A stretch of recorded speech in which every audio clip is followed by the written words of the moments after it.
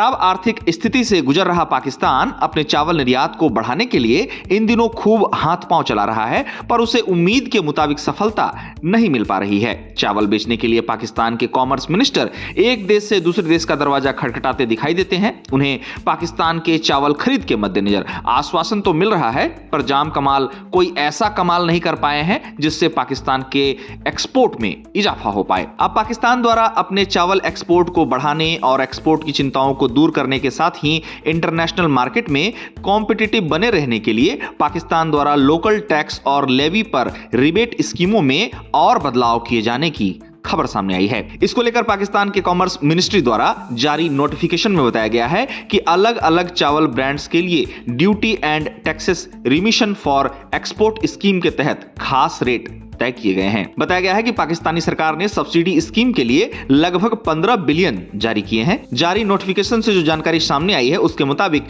Pakistani commerce ministry ने $1,275 प्रति ton FOB की सीलिंग कैप प्राइस हटा दी है। एक चावल विशेषज्ञ ने इसको लेकर कहा कि इससे पाकिस्तान के चावल एक्सपोर्टर्स को $750 या उससे ज्यादा की FOB वैल्यू का 9% मिलेगा। साथ ही उम्मीद की गई है कि इससे सऊदी अरब, यूनाइटेड अरब अमीरात, US, EU और UK में विदेश में ऑफिस वाले बासमती एक्सपोर्टर्स को ओवर इनवॉइसिंग को बढ़ावा भी मिल सकता है। एक रिपोर्ट में पाकिस्तानी बासमती चावल के नेट एक्सपोर्ट कीमत की चर्चा की गई है, जिसके मुताबिक पाकिस्तानी बासमती चावल की नेट एक्सपोर्ट कीमतें $1200 प्रति टन है। ऐसे में चावल के व्यापार पर नजर रखने वाले लोगों का कहना है कि भारत बेहतर क्वालिटी का बासमती चावल इससे कम में मुहैया करा रहा है, तो फिर पाकिस्तान का $1200 प्रति टन वाला बासमती आखिर कौन खरीदेगा। बताया गया है कि दुनिया के टॉप 50 चावल एक्सपोर्टर्स में से लगभग सभी की एंटिटीज अलग अलग जगहों पर है, जिनमें KSA,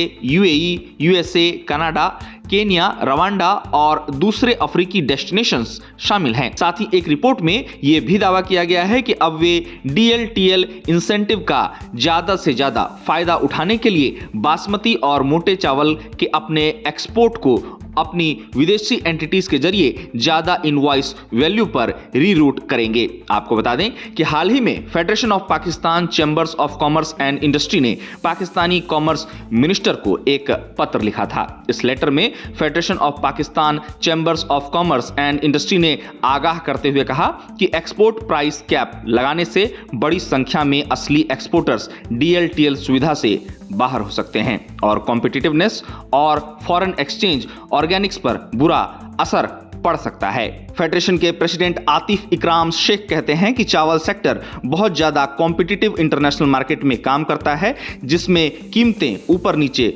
होती रहती हैं। उनके मुताबिक क्वालिटी में बदलाव होता है और डेस्टिनेशन स्पेसिफिक डायनेमिक्स होते हैं। शेख ने चेतावनी देते हुए कहा है कि एक सख्त कैप मार्केट की असलियत को नहीं दिखाती है और छोटे तथा मीडियम एक्सपोर्टर्स पर इसका ज्यादा असर पड़ सकता है। आपको बता दें कि पाकिस्तान इस समय दुनिया का तीसरा सबसे बड़ा चावल एक्सपोर्टर देश है, पर फिर भी कीमतों के मद्देनजर उसके एक्सपोर्ट को उस प्रकार की तेजी नहीं मिल पाई है जिसके वो ख्वाब देख रहा था। पाकिस्तान का चावल निर्यात इस समय उतार चढ़ाव से गुजर रहा है। पाकिस्तानी प्रधानमंत्री शहबाज शरीफ ने पाकिस्तान के चावल एक्सपोर्ट को बढ़ाने और लाभ के मद्देनजर पाकिस्तानी कॉमर्स मिनिस्टर जाम कमाल खान को कोशिशों को तेज करने का ऑर्डर दिया है, जिसके तहत जाम कमाल खान कभी तुर्की तो कभी फिलीपींस तो कभी इंडोनेशिया तो कभी किसी दूसरे देश से पाकिस्तान के चावल को बेचने के लिए मीटिंग कर रहे हैं। बता दें कि पाकिस्तान को चावल की खेती के मद्देनजर 2025 में सिंचाई की दिक्कतों, फसल की क्वालिटी में बदलाव और प्रोडक्शन की बढ़ी हुई लागत की वजह से